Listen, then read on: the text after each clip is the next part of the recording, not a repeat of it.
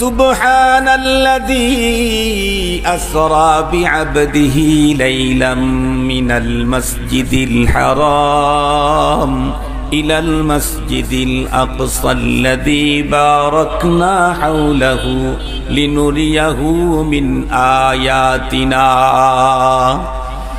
এই মেরাজের সূচনা আল্লাহ পাক যখন তার হাবিবকে তার আরশে আমন্ত্রণ করবেন, তো দুইটা গ্রুপকে আল্লাহ তাআলা পয়গম্বরকে রিসিপশন করার জন্য পাঠিয়ে দিলেন।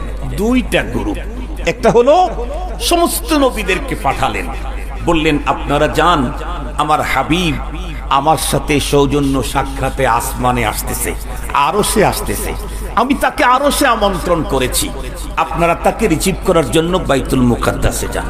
সুবহানাল্লাহ বলবেন কি? বাইতুল মুকাদ্দাসে সমস্ত নবীগণ হাজির।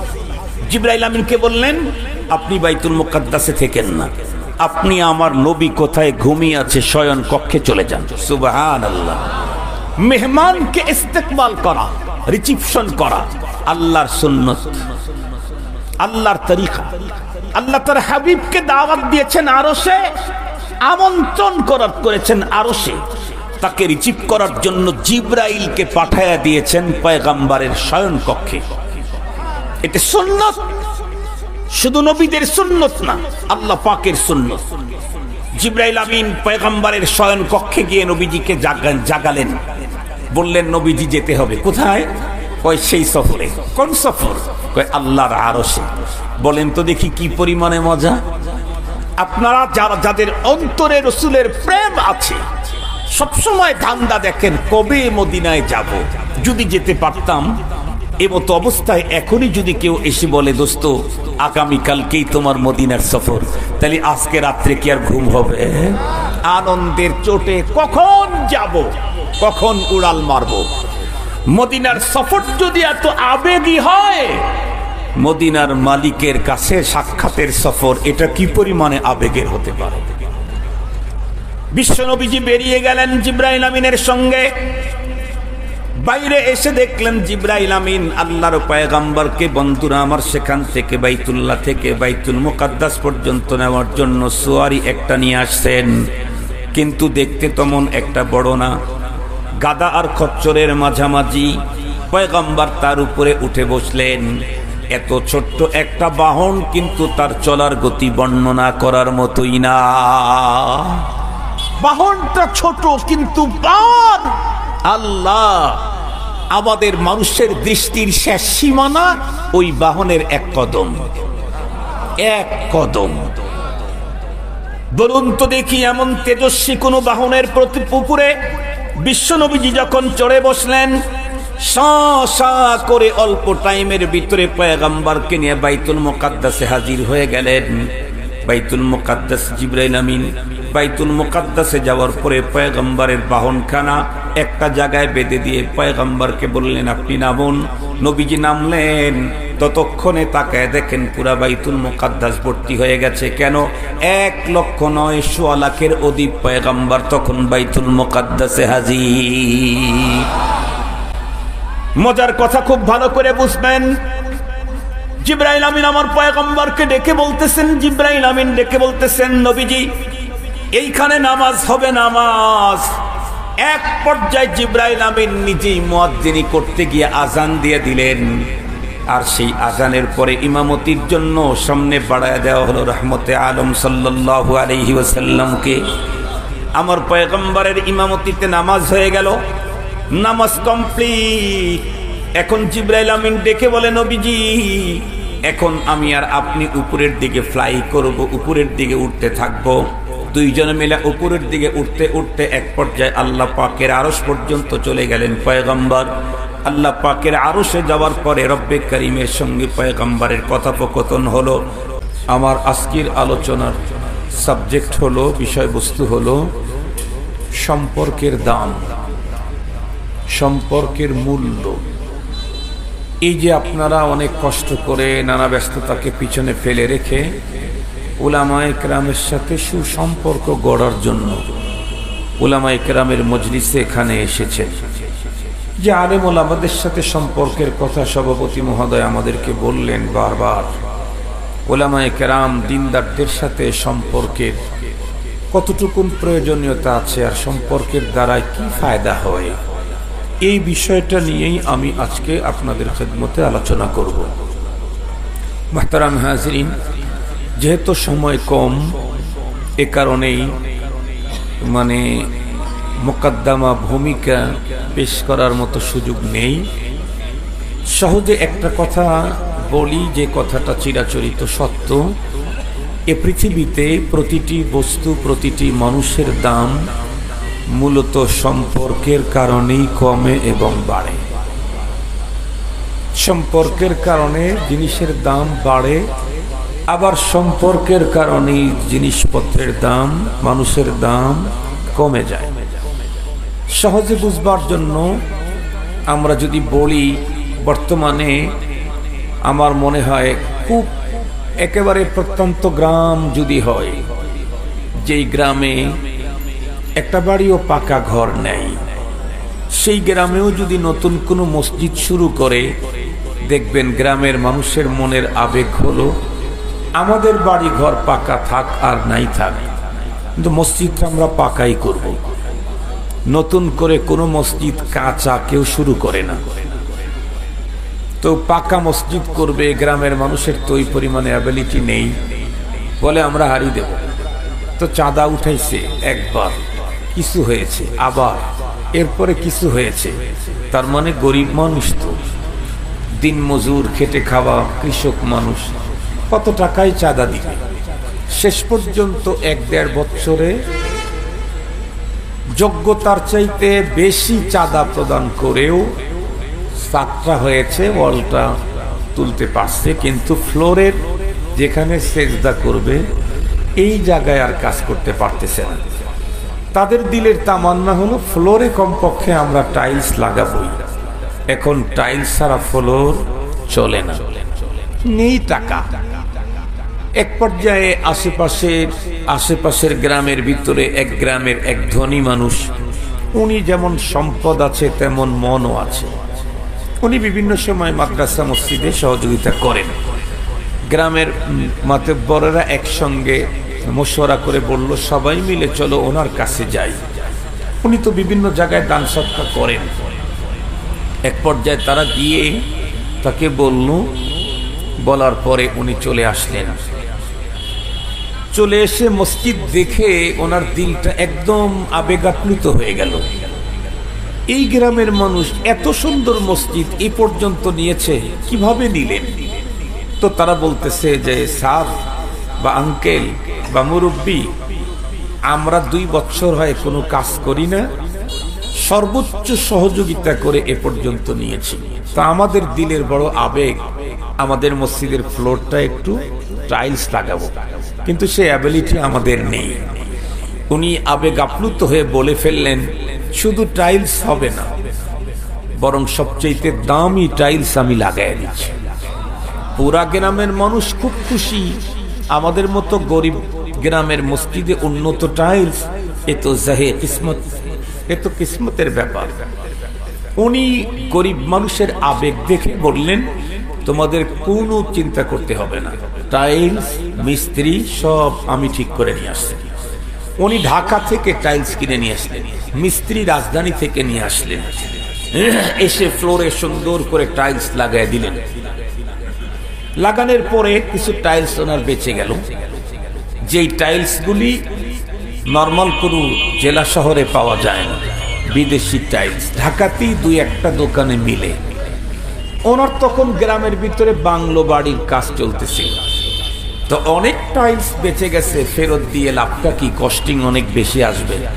তো বলল যে ঠিক আছে, এই যে আমার বাংলোতে যে ওয়াশরুম হচ্ছে ওইখানকার ফ্লোরের টাইলসও কেনা হয় নাই, যেগুলো বেঁচে গেছে এগুলি ওয়াশরুমে লাগায় দাও।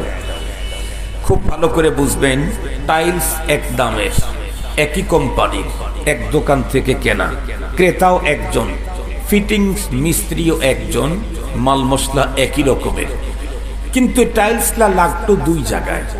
কিছু টাইলস লাগছে আল্লাহর ঘরে, কিছু টাইলস লাগছে ওয়াশরুমে। ওয়াশরুমে যে টাইলস লাগানো আছে এইখানে নরমাল রুচির কোনো মানুষও জুতা ছাড়া ঢুকতে চাবে না, বলবে এখানে জুতা ছাড়া কেমনে ঢুকা যায়, একটু স্যান্ডেলটা নিয়ে আসো। ওই টাইলস একই দাম, একই কোম্পানি, একই ক্রেতা, ফিটিংসেও একজন, কিন্তু ওইটা লেগেছে আল্লাহর ঘর মসজিদের ফ্লোরে। বলুন তো দেখি, আল্লাহর ঘর মসজিদের ফ্লোরে যে টাইলসটা লাগছে সেখানে কেউ জুতা পায়ে দিয়ে ঢোকার সাহস করবে না। এমপি, মন্ত্রী, ডিসি, ওসি, এসপি যাই হোক না কেন, আপাতত বাংলাদেশে কেউ ওই ঘরের ভিতরে জুতা নিয়ে ঢোকার সাহস করবেন না।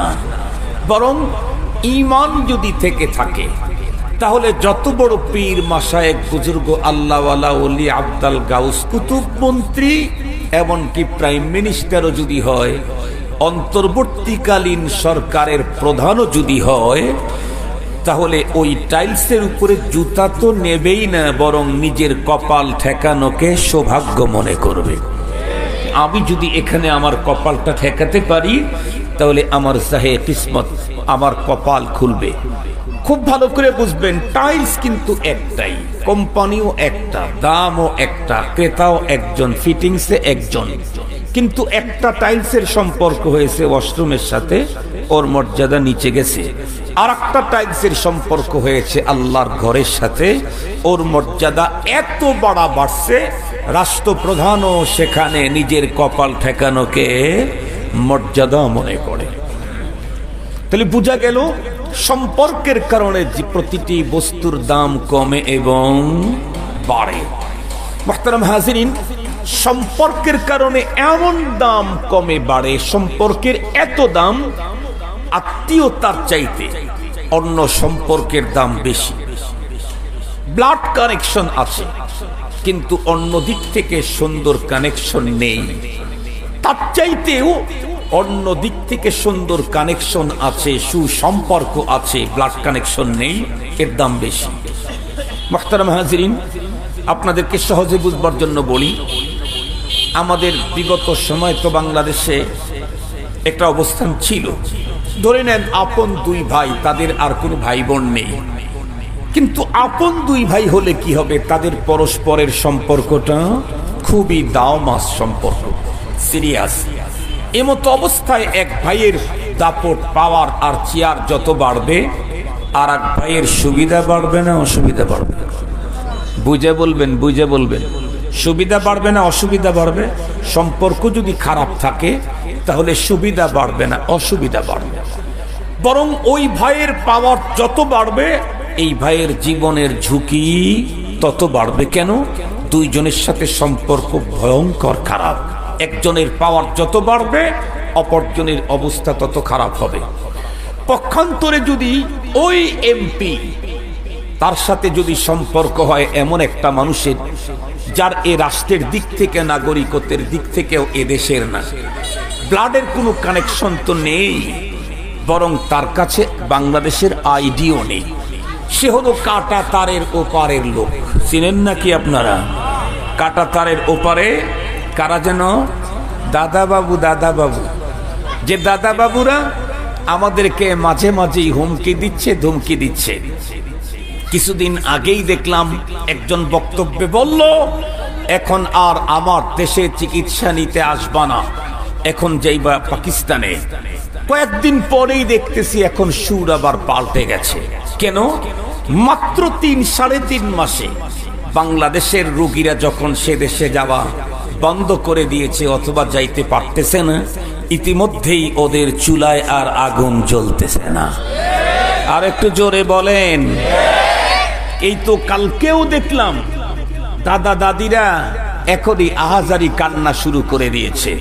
মনে রাখতে হবে, বাংলাদেশের কেউ যদি ইন্ডিয়াতে কিয়ামতের আগের দিন পর্যন্ত না যায়, তাতে বাংলাদেশের মুসলমানের কিছু হবে না, কচুও হবে না। তবে তোমাদের অবস্থা কি হবে? হাড়ি পাতিলে আর আগুন লাগবে না। এজন্য আমাদেরকে হুমকি ধুমকি দিয়ে লাভ নাই, আমাদেরকে হুমকি ধুমকি দিয়ে লাভ নাই, সেই দিন শেষ হয়ে গেছে। এতদিন পর্যন্ত আমাদেরকে ভুল মন্ত্র শিখানো হতো, এতদিন পর্যন্ত। আমাদের পার্শ্ববর্তী রাষ্ট্র সবচাইতে বেশি শোষণ করেছে এই রাষ্ট্রটাকে, সবচাইতে বেশি শোষণ করেছে। এখন বাংলাদেশের প্রতিটি নাগরিক কোন কোন ধর্মের, কোন কি রাজনৈতিক কোন দলের, এগুলি দেখার সুযোগ নাই। এক জায়গাতে সকল নাগরিক এক, সেটি হলো রাষ্ট্রের ব্যাপারে আমরা সকলে ঐক্যবদ্ধ। রাষ্ট্রের দিকে কেউ রাঙ্গা চোখে তাকাইতে চাইলে তার চোখকে আমরা স্বাভাবিক জায়গায় থাকতে দেব না। এক প্ল্যাটফর্ম, এক মঞ্চে দাঁড়িয়েছে বাংলাদেশের জনগণ। এই জন্য ধমকি দিয়ে লাভ নাই, বরং পাতিলের খোঁজ নেও। সেদিকে যেতে চাই না। ওরা আমাদের খুব পরম বন্ধু না? কথা বলেন, পরম বন্ধু না? কেন বলতেছেন না? দোস্ত আদা নামকে গিরাত দস্তে দোস্ত দরপরে শাহালিব দরমন্দেগি। শেখ সাদি রহমতুল্লাহ আলাইহি বলেন, প্রকৃত বন্ধু তো সে যে দুঃখের সময় পাশে দাঁড়ায়। আমাদের আপা, জাতীয় আপা, উনি যখন কোথাও জায়গা পেলেন না, তারা সমাদর করে থাকতে দিলেন, তারপরও দোস্ত হইল না। বুঝেন নাই কথা? কথা বলেন। এদেশের ম্যাক্সিমাম যারা দেশ ছেড়ে চলে গেছে, তাদেরকে যারা দুঃখের দিনে ঠাঁই দিলেন, তাদের চাইতে বড় বন্ধু তো আজকের পৃথিবীতে কেউ হতে পারে না। নিঃসন্দেহে তারা বন্ধু, তবে আমাদের না, স্বৈরাচারের। এদেশের জনগণের বন্ধু না, রাষ্ট্রের বন্ধু না, একটা গোষ্ঠীর বন্ধু। সে বন্ধুত্ব হলো স্বার্থের কারণে। তারাও যদি কালকে স্বার্থ দিতে অস্বীকার করে, তাহলে তাদেরকে ওখান থেকে তাড়িয়ে দিতে 3 মিনিট সময়ও লাগবে না। সেদিকে যেতে চাই না। ওই দেশের কোনো একজন মানুষের সাথে, ওই যে এমপি ভাই, যার ভাইয়ের সাথে সম্পর্ক খারাপ, তার সাথে যদি সম্পর্ক ভালো হয়, দেখবেন ইন্ডিয়ান নাগরিক হয়েও বাংলাদেশে এমপির ভাব নিয়ে তোপে বেড়ায়। দেখি নাই আমরা? কথা বলেন, দেখি নাই কেন? ওই যে সুসম্পর্কের কারণে, এমপির সাথে তার সম্পর্ক ভালো হবার কারণে। এদেশের নাগরিক না হলে কি হবে? তার সাথে ব্লাড কানেকশন না থাকলে কি হবে? সম্পর্ক সুন্দর হওয়ার কারণে তারও পাওয়ার অনেক বেশি। এ কারণেই আল্লাহ পাকের কোরআনে আল্লাহ তাআলা বলেন, ইয়া আইয়ুহাল্লাযীনা আমানু ইত্তাকুল্লাহ। আল্লাহ তাআলা বলেন, এ ঈমানদারেরা, তোমরা আল্লাহকে ভয় করো। তো আল্লাহকে ভয় করলে কি হবে? আল্লাহ পাক কোরআন শরীফের আরেক জায়গায় বলেন, ইন আউলিয়াউহু ইল্লাল মুত্তাকুন। তুমি যদি মুত্তাকি হও, আল্লাহর ভয় অন্তরে ঢুকাও, তাহলে তুমি আল্লাহর দোস্ত হয়ে যাবে। সুবহানাল্লাহ বললেন না? যে কার দোস্ত হবে? আল্লাহর দোস্ত হয়ে যাব আমরা। আমরা এখন আল্লাহর গোলাম। তাকওয়া অর্জন করলে আল্লাহ পাকের ওলি হয়ে যাব। এখন এই তাকওয়া কোথায় পাবো হুজুর? তাকওয়া অর্জন করলে আল্লাহর দোস্ত হওয়া যাবে, আল্লাহর ওলি হওয়া যাবে, মেনে নিলাম। এটা কোন মার্কেটে পাওয়া যায়? কোন দেশে পাওয়া যায়? কোন জায়গায় পাওয়া যায়? আল্লাহ পাক প্রাপ্তি স্থান বলে দিলেন। আল্লাহ বলেন, ওয়াকুনু মা'আস সাদিকিন। তাকওয়া যদি অর্জন করতে চাও, তাহলে সাদিকিন, আরিফিন, কামিলিন, আল্লাহওয়ালা, মুত্তাকি যারা আছে, তাদের সাথে সম্পর্ক গড়ে নাও। তার সাথে সম্পর্ক গড়লে তাহলে দেখবে তোমার ভিতরে এ তাকওয়া ঢুকে যাবে। সম্পর্ক যদি গড়তে পারি, সুসম্পর্ক, আমার অবস্থান যাই হোক, সম্পর্ক যার সাথে হবে তার মাকাম যেমন, আমার মাকাম তেমন। আমি যার সাথে সম্পর্ক রেখেছি, সে যদি মেম্বার হয়, তাহলে আমার মর্যাদা ওই ওয়ার্ডে চলবে। সে যদি এই কি বলে চেয়ারম্যান হয়, তাহলে আমার দাপট ইউনিয়নে চলবে। সে যদি উপজেলার চেয়ারম্যান হয়, তাহলে তার সাথে সম্পর্কের কারণে আমার দাপটের এরিয়া পুরা উপজেলা ব্যাপী হবে। সে যদি একজন এমপি হয়, তার সাথে সুসম্পর্ক গড়লে আমার দাপট সংসদীয় আসনের টোটাল এরিয়াতে চলবে। সে যদি একজন মন্ত্রী হয়, তাহলে আমার দাপট পুরা দেশে চলবে। মুহতারাম হাজিরিন, খুব ভালো করে বুঝবেন। তাহলে যে যত বড় হয়, তার সাথে সম্পর্কধারীর মর্যাদা তত বড় হয়। এ কারণেই তো রাসূলুল্লাহর সাথে যারা সুসম্পর্ক তৈরি করেছেন তারা সাহাবী হয়ে গেছেন, সাহাবীদের সাথে যারা সুসম্পর্ক তৈরি করেছেন তারা তাবেঈ হয়ে গেছেন, তাবেঈর সাথে যারা সুসম্পর্ক তৈরি করেছেন তারা তাবেঈ তাবেঈ হয়ে গেছেন, তাবেঈ তাবেঈর সাথে যারা সুসম্পর্ক তৈরি করেছেন তারা আইম্মায়ে মুজতাহিদিন সালাফ হয়ে গেছেন। মুহতারাম হাজিরিন, কেউ কোনোদিন তাবেঈর সাথে সম্পর্ক করে কেউ সাহাবী হতে পারে না, তাবেঈ তাবেঈর সাথে সম্পর্ক করে কেউ তাবেঈ হতে পারে না। আমি যার সাথে সম্পর্ক করব সে কোন জগতের বড়, সে যদি এই জগতের বড় হয় কতদিনের বড়, কতদিনের বড়, কত বড় ৪৫ মিনিটের উপরে সময় যে পায় না, এই জাতীয় বড়র সাথে যদি সম্পর্ক করি তাহলে তার যতটুকুন আমার ততটুকুন। আর যদি এমন কারোর সাথে সম্পর্ক করি যার সম্পর্ক, যার দাপট এহকালেও চলে, পরপারেও চলে, কবরের জগতেও চলে, হাসরের ময়দানেও চলে, তাহলে তার সাথে সম্পর্ক করলে আমার দাপট এহকালেও কমবে না, পরকালেও কমবে না।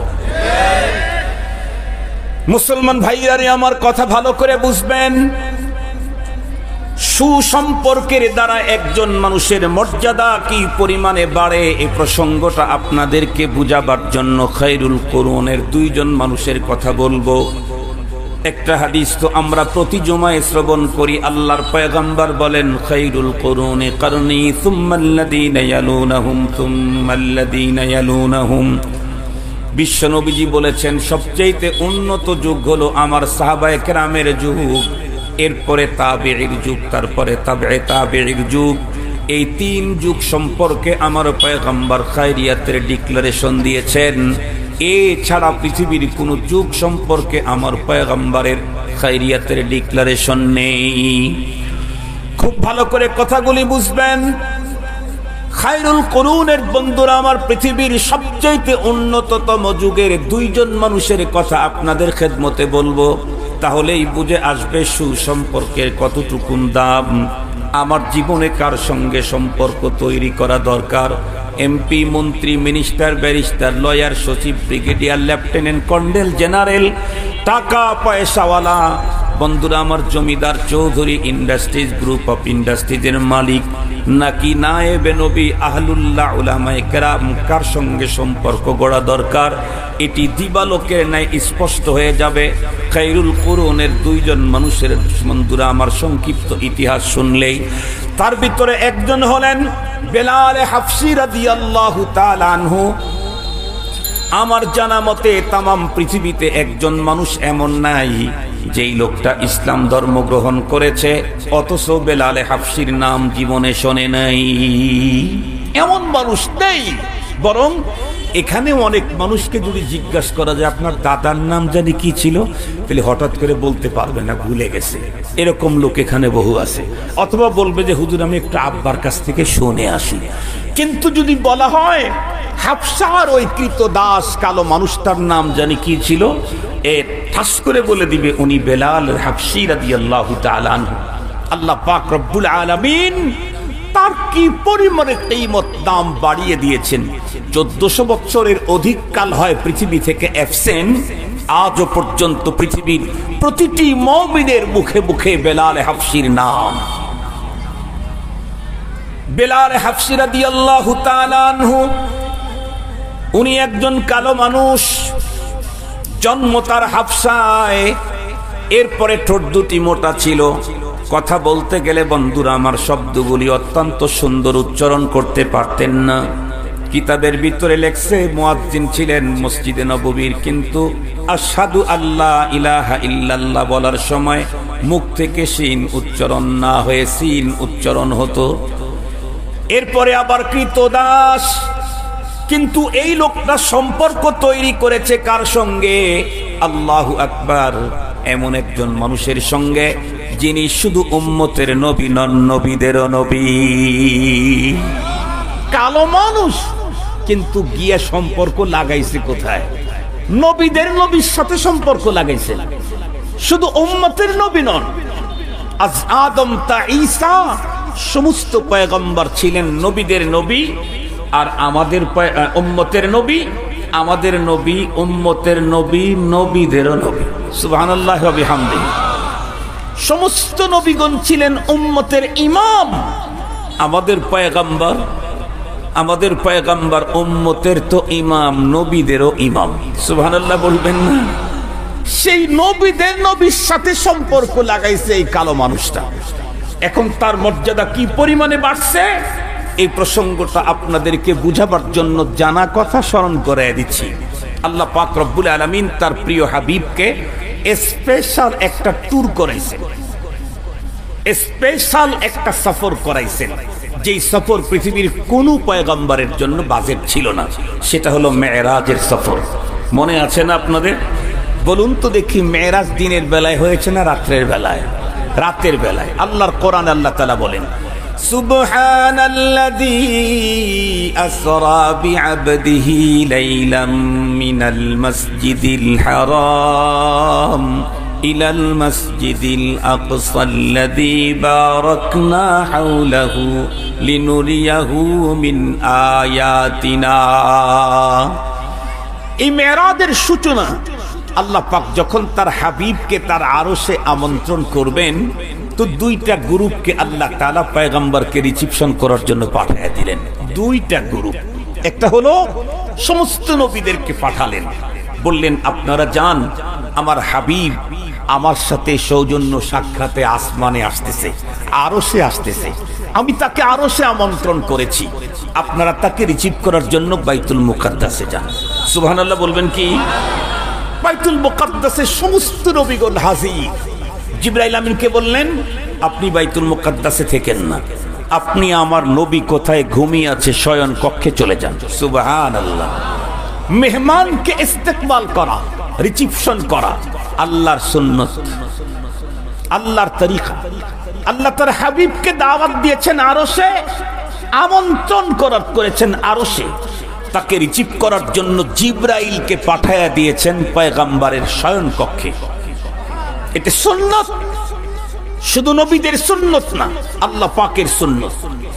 জিবরাইল আমিন পয়গম্বরের শয়ন কক্ষে গিয়ে নবীজিকে জাগালেন, বললেন নবীজি যেতে হবে। কোথায়? কয় সেই সফরে। কোন সফর? কয় আল্লাহর আরশে। বলেন তো দেখি কি পরিমাণে মজা। আপনারা যাদের অন্তরে রাসূলের প্রেম আছে, সবসময় ধান্দা দেখেন কবে মদিনায় যাব। যদি যেতে পারতাম, এমতো অবস্থায় এখনই যদি কেউ এসে বলে দোস্ত আগামীকালকেই তোমার মদিনার সফর, তাহলে আজকে রাত্রে কি আর ঘুম হবে? আনন্দের চোটে কখন যাব, কখন উড়াল মারব। মদিনার সফর যদি এত আবেগী হয়, মদিনার মালিকের কাছে সাক্ষাতের সফর এটা কি পরিমাণে আবেগের হতে পারে। বিশ্বনবীজি বেরিয়ে গেলেন জিবরাইল আমিনের সঙ্গে। বাইরে এসে দেখলেন জিবরাইল আমিন আল্লাহর পয়গম্বরকে, বন্ধুরা আমার, সেখান থেকে বাইতুল্লাহ থেকে বাইতুল মুকাদ্দাস পর্যন্ত নেওয়ার জন্য সোয়ারি একটা নিয়ে আসছেন। কিন্তু দেখতে তেমন একটা বড় না, গাদা আর খচ্চরের মাঝামাঝি। পয়গম্বর তার উপরে উঠে বসলেন। এত ছোট্ট একটা বাহন, কিন্তু তার চলার গতি বর্ণনা করার মতোই না। বাহনটা ছোট কিন্তু পার আল্লাহ। আমাদের মানুষের দৃষ্টির শেষ সীমানা ওই বাহনের এক কদম, এক কদম। বলুন তো দেখি, এমন তেজস্বী কোন বাহনের উপরে বিশ্বনবীজি যখন চড়ে বসলেন, সা করে অল্প টাইমের ভিতরে পয়গম্বরকে নিয়ে বাইতুল মুকাদ্দাসে হাজির হয়ে গেলেন। বাইতুল মুকাদ্দাস জিবরাইল আমিন বাইতুল মুকাদ্দাসে যাওয়ার পরে পয়গম্বরের বাহনখানা একটা জায়গায় বেঁধে দিয়ে পয়গম্বরকে বললেন আপনি নামুন। নবীজি নামলেন, ততক্ষণে তাকায় দেখেন পুরা বাইতুল মুকাদ্দাস ভর্তি হয়ে গেছে। কেন? 1,09,000,000 অধিক পয়গম্বর তখন বাইতুল মুকাদ্দাসে হাজির। মজার কথা খুব ভালো করে বুঝবেন। জিবরাইল আমিন আমার পয়গম্বরকে ডেকে বলতেছেন, জিবরাইল আমিন ডেকে বলতেছেন নবীজি এইখানে নামাজ হবে, নামাজ। এক পর্যায়ে জিবরাইল আমিন নিজেই মুয়াজ্জিনি করতে গিয়ে আজান দিয়ে দিলেন। আর সেই আজানের পরে ইমামতির জন্য সামনে বাড়ায় দেওয়া হলো রহমতে আলম সাল্লাল্লাহু আলাইহি ওয়াসাল্লামকে। আমার পয়গম্বরের ইমামতিতে নামাজ হয়ে গেল। নামাজ কমপ্লিট। এখন জিবরাইল আমিন ডেকে বলে, নবীজি এখন আমি আর আপনি উপরের দিকে ফ্লাই করব, উপরের দিকে উঠতে থাকবো। দুইজনে মিলে উপরের দিকে উঠতে উঠতে এক পর্যায়ে আল্লাহ পাকের আরশ পর্যন্ত চলে গেলেন পয়গম্বর। আল্লাহ পাকের আরশে যাওয়ার পরে রব্বে করিমের সঙ্গে পয়গম্বরের কথোপকথন হলো।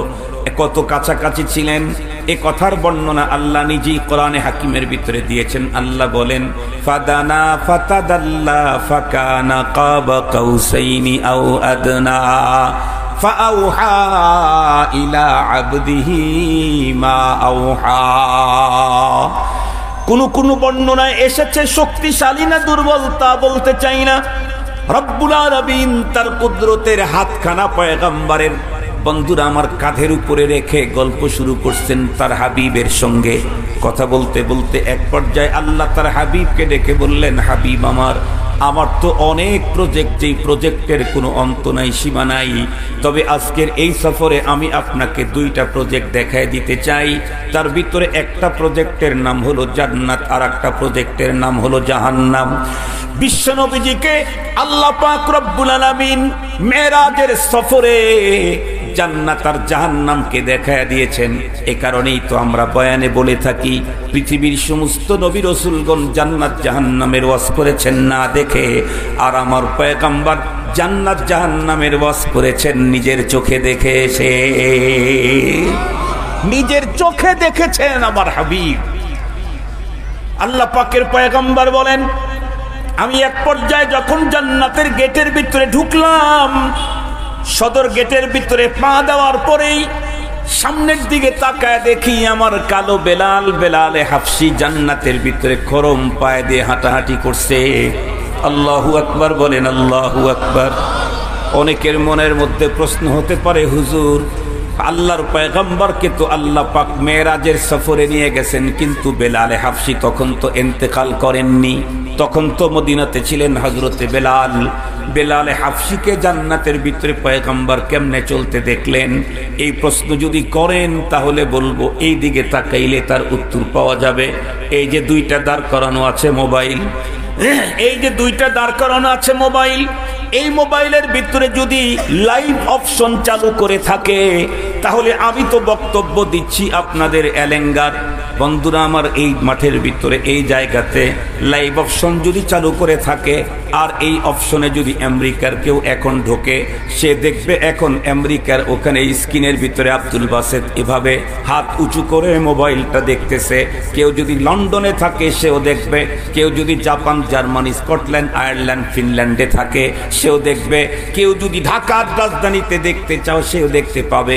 আমার ঘরের সন্তানেরা যদি এখন দেখতে চায়, দেখি তো আমার আব্বু এখন কি করে, তারাও ঘরের ভিতরে দেখতে পাবে।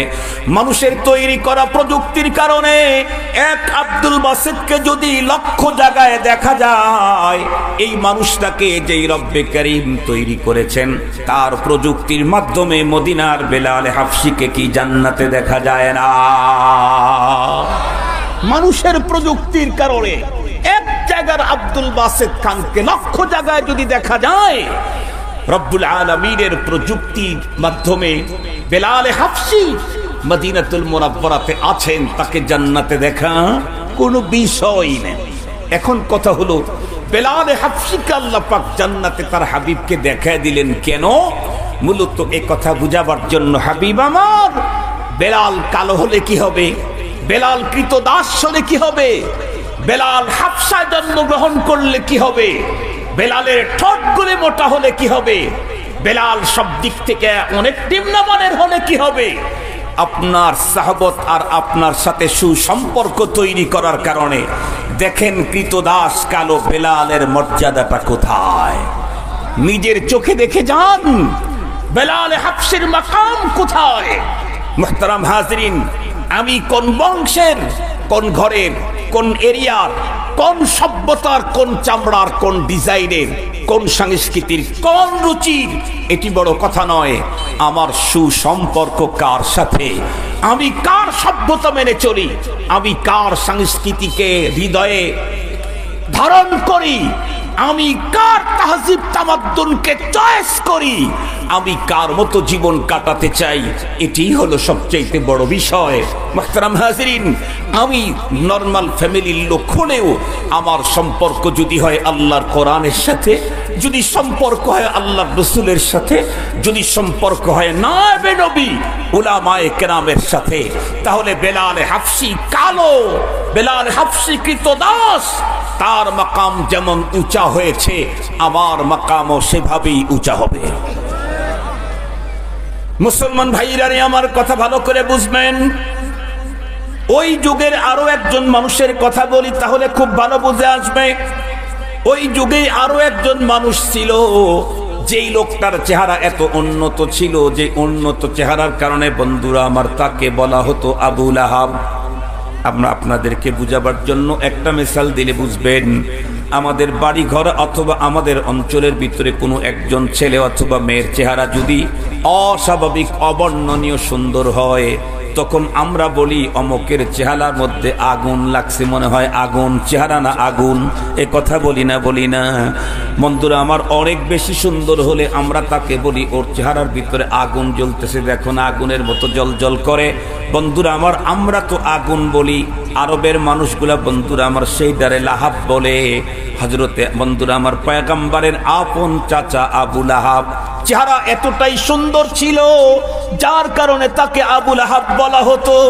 খুব ভালো করে বুঝবেন, জন্ম নিয়েছিল পৃথিবীর সবচেয়ে উন্নত মানের জমিনে, যার উপরে উন্নত কোনো জমিন পৃথিবীর মধ্যে নাই, সেটি হলো খানায়ে কাবার। ওইখানেই তার জন্ম।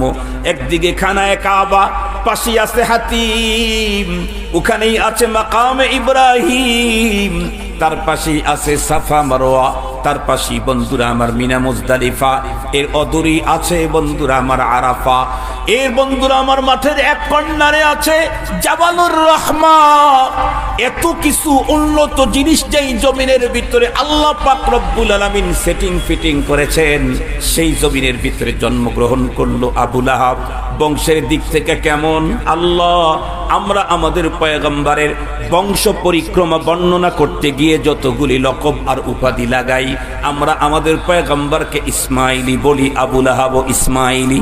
আমরা আমাদের পয়গম্বরকে হাশিমি বলি, আবু লাহাব হাশিমি। আমরা আমাদের পয়গম্বরকে কুরাইশি বলি, আবু লাহাব কুরাইশি। আমরা আমাদের পয়গম্বরকে মুত্তালিবি বলি, আবু লাহাব মুত্তালিবি। আমার পয়গম্বর মুত্তালিবি বিল ওয়াসিতা, আবু লাহাব মুত্তালিবি বিলা ওয়াসিতা। আমার পয়গম্বর মুত্তালিবি আব্দুল্লাহর মাধ্যম দিয়ে মুত্তালিবি, কিন্তু আবু লাহাব মুত্তালিবি কারো ওয়াসিতা কারো মাধ্যমে না, ডাইরেক্ট মুত্তালিবি। কারণ আব্দুল মুত্তালিবের সন্তান হলো বন্ধুরা আমার আবু লাহাব। তাহলে চেহারার দিক থেকে এত জলজল করতেছিল, নাম আবু লাহাব হয়ে গেল। সবচাইতে পৃথিবীর অন্যতম জায়গাতে তার জন্ম। এরপরে বন্ধুরা আমার ইসমাইলি, হাশিমি, কুরাইশি, এরপরে মুত্তালিবি। সবগুলি হওয়ার পরেও সম্পর্ক বন্ধুরা আমার করেছিল আবু জাহালের সঙ্গে, উতবার সঙ্গে, শাইবার সঙ্গে। রহমতে আলম মুহাম্মদুর রাসূলুল্লাহ সাল্লাল্লাহু আলাইহি ওয়াসাল্লামের ফ্যামিলির সদস্য হওয়ার পরেও সুসম্পর্ক তৈরি করতে পারে নাই। সম্পর্ক ভালো করেছিল আবু জাহালের সঙ্গে। এই কারণে আল্লাহ পাক রব্বুল আলামিন তার ব্যাপারে কোরআনের সূরা নাজিল করে জানায়া দিলেন, তাব্বাত ইয়াদা আবি লাহাবিন ওয়া তাব মা আগনা আনহু মালুহু ওয়া মা কাসাব সায়াসলা নারান যাতা লাহাবিন ওয়া ইমরাআতুহু হাম্মালাতাল হাতাব ফি জিদিহা হাবলুম মিন মাসাদ। গভীরভাবে লক্ষ্য করবেন, আবু লাহাব কোন বংশে জন্মগ্রহণ করলো? যেই বংশের একজনকে আল্লাহ পাক নবীদের নবী বানিয়েছেন। আবু লাহাব কোন বংশে জন্মগ্রহণ করলো? যেই বংশের একজনকে আল্লাহ পাক পরপরে সাফাতে কোবরার নিয়ন্ত্রণ চাবি দিয়েছেন। আবু লাহাব কোন বংশে জন্মগ্রহণ করলো? যেই বংশের একজনকে আল্লাহ পাক পরপারে কাউসারের নিয়ন্ত্রণ দিয়েছেন। ইন্না আতাইনাকাল কাউসার ফাসাল্লি লিরাব্বিকা ওয়ানহার ইন্না শানিআকা হুয়াল আবতার। এত কিছু, এত উন্নত বংশ, উন্নত চেহারা, এরপরে বন্ধুরা আমার জন্মস্থান উন্নত হওয়ার পরেও সম্পর্ক খারাপ হওয়ার কারণে বলুন তো দেখি আবু লাহাব জান্নাতি না জাহান্নামী? জোরে বলেন। আবু লাহাব জাহান্নামী। আবু লাহাব নবী বংশের হওয়ার পরেও নবীর সাথে সম্পর্ক খারাপ করার কারণে যদি জাহান্নামী হয়, আমি শেখ বংশ, খান বংশ, সরকার, মন্ডল, অমক তমক, এগুলি দিয়ে পরপারে কোনো লাভ নাই। হুনুর বানোমা আগার দারি না গৌহার গোলাজ খারাস্ত ইব্রাহিম আজাজার। চুপ, কি বলে আর একটা কেনারা তবিয়ত পে হুনুর বোধ পয়ম্বর জাদেগি খদরাস নায়াবজু। এর শুরু শব্দটা মনে আসতেছে না? কবিতাটা বড় চমৎকার, বলতে খুব মনে চাইলো। চুকে না আরা তবিয়ত বে হুনুর বুদ পয়ম্বর জাদেগি কদরস নায়াফজুদ হুনুর বানোমা আগার দারি না গৌহার গোলাজ খারাস্ত ইব্রাহিম আজাজার। এ কারণে রব্বুল আলামিন ঈমানদারকে ডেকে বললেন, ইয়া আইয়ুহাল্লাযীনা আমানু, ও আমার প্রিয় ঈমানদার, ইত্তাকুল্লাহ, আল্লাহর ভয় তুমি তোমার অন্তরের ভিতরে ঢুকাও। তুমি যদি আল্লাহর ভয় অন্তরে ঢুকাইতে পারো তাহলে তুমি আমার বান্দা, আমার বন্ধু হয়ে যাবে। আল্লাহ বলেন, ইন আউলিয়াউহু ইল্লাল মুত্তাকুন। আমি আমার অন্তরে আল্লাহর ভয় ঢুকাইতে চাইলে কার সঙ্গে সম্পর্ক করা লাগবে? আল্লাহ বলেন, কুনু মা'আস সাদিকিন, আরিফিন কামিলিন, সাদিকিনদের সঙ্গে তুমি সম্পর্ক গড়ো, তাহলে অবশ্যই তোমার অন্তরের ভিতরে তাকওয়া বর্জন হবে, তোমার মর্যাদা বন্ধুরা আমার বেড়ে যাবে। তাহলে বলুন তো দেখি, আজকের এই মাহফিল থেকে এতক্ষণ পর্যন্ত আলোচনা করে একটা জিনিস বুঝাইতে চাইলাম, সেটা হলো কার সঙ্গে সম্পর্ক গড়লে এহকাল পরকালে আমার মর্যাদা বাড়বে, এহকাল শান্তি, পরকালের মুক্তি আমার জন্য নিশ্চিত হবে। নিঃসন্দেহে সেই মানুষগুলি কোনো দুনিয়ার বড় বড় পদ পদবীর অধিকারী না, বরং ওই মানুষগুলি হলো যারা কোরআনওয়ালা, আল্লাহওয়ালা। কথা বলেন, যারা কোরআনওয়ালা তারাই আল্লাহওয়ালা। আহলুল কোরআন হুম আহাদুল্লাহ। আল্লাহ পাকের রাসূল বলেছেন, কোরআনওয়ালাই আল্লাহওয়ালা। আমাদের দেশের অনেক মানুষ বলে, হুজুর এখন কি আর ওই বুজুর্গ পাওয়া যায়? আপনি বুজুর্গ খুঁজে পান না, অথচ রাসূলুল্লাহ বুজুর্গের ঘোষণা দিয়ে দিয়েছেন, আহলুল কোরআন হুম আহলুল্লাহ। আপনি খুঁজে পান না, রাসূলুল্লাহ বলেছেন। আল্লাহওয়ালা খুঁজে পাও না, যারা কোরআনওয়ালা তারাই আল্লাহওয়ালা। কে বলেছেন? বাসেত হুজুর বলছেন, আব্দুল বাসেত খান, আব্দুল সালাম সাহেব, মুহাম্মদুর রাসূলুল্লাহ সাল্লাল্লাহু আলাইহি ওয়াসাল্লাম বলেছেন। মুহাম্মদুর রাসূলুল্লাহ সাল্লাল্লাহু আলাইহি ওয়াসাল্লাম বলেছেন, কিন্তু বলাইছেন কেডা? আর একটু জোরে বলেন। আল্লাহ নিজেই বলেন, ওয়া মা ইয়ানতিকু আনিল হাওয়া ইন হুয়া ইল্লা ওয়াহয়ুন ইউহা। গুফতায়ে মাওলা বুয়াদ গরচে আজ হুলকুম আব্দুল্লাহ বুয়াদ। গুফতায়ে মাওলা বুয়াদ গরচে আজ হুলকুম আব্দুল্লাহ বুয়াদ। এই জন্য আল্লাহওয়ালা খুঁজেন, কোরআনওয়ালাই আল্লাহওয়ালা, তাদের সাথে সম্পর্ক গড়েন। হাবিবুল হাবিবে হাবিবুন, দোস্তের দোস্ত কি হয়? কথা বলেন না কেন? দোস্তের দোস্ত আপনার দুশ্মন হয় না, দোস্ত হয়। দোস্তের দোস্ত যেহেতু দোস্ত হয়, উলামায়ে কেরাম আল্লাহর দোস্ত। আপনি যদি তার দোস্ত হন তাহলে আপনিও আল্লাহর দোস্ত। ঠিক বললাম না ঠিক বললাম?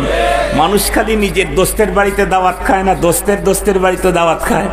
দুই দোস্ত ঘুরতে গেছে, একজনের দোস্তের সাথে দেখা হয়েছে, একজনকে বাদ দিয়ে আর একজনকে নিয়ে যাবে না, দুইজনকে বলবে, দোস্ত এটা আমার খুব দোস্ত মানুষ। আরে চলেন, আর দোস্ত কেমন আছেন? কথা বলেন। তো আমরা আহলুল্লাহ, আল্লাহওয়ালাদের সাথে সুসম্পর্ক গড়ব ইনশাআল্লাহ। আল্লাহ যেমন পালায় না, কথা বলেন না কেন? পালায় না, এটা একমাত্র আল্লাহই বলতে পারেন। উনি কখনো পালায় না, উনি হারান না, উনি কখনো পরাজয় বরণ করেন না। দুনিয়ার যত বড় পাওয়ারফুলই হোক না কেন, এই তো 8 তারিখেই মনে হয় পৃথিবীর আর একজন পালাইলো। চেনেন নাকি বাশার আসাদ? সিরিয়া 54 বছর পর্যন্ত স্বৈর শাসন চালাবার পর টিকতে পারে নাই, সেও পালায়া গেল। কথা বলেন, কথা বলেন। মূলত বাশার পালায়া, বাংলাদেশ থেকে স্বৈর শাসক পালায়া, এর আগে আরো পালাইছে না পালায় নাই? কথা বলেন না, পালাইছে না পালায় নাই? এখন হলো পালানের প্রতিযোগিতা চলতেছে। কিসের প্রতিযোগিতা চলে? পালানের। কারা পালাবে? জালেম পালাবে। এই শতাব্দী ইসলামের শতাব্দী, তামাম দুনিয়াকে নেতৃত্ব দেবে মুসলমান। নিশ্চিত জেনে রাখেন, নিশ্চিত। আহতাসিবু আলাল্লাহ। প্রতি শতাব্দীতে ইনকিলাব আছে। পৃথিবীর আল্লাহ পাকের বানানো তরিকা, লা তাবদীলা লিখালকিল্লাহ। আল্লাহ পাকের সুন্নাত, আল্লাহ পাকের সিস্টেম, ওয়ালান তাজিদা লিসুন্নাতিল্লাহি তাহবিলা। এজন্য এই শতাব্দী ইসলামের বিজয়ের শতাব্দী। তামাম দুনিয়াতে মুসলমান শাসন করবে ইনশাআল্লাহ। সালেমের দিন শেষ।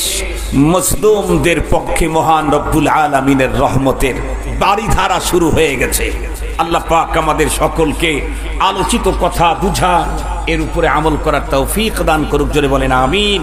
ওয়া আখিরু দাওয়ানা আলহামদুলিল্লাহি রাব্বিল আলামিন।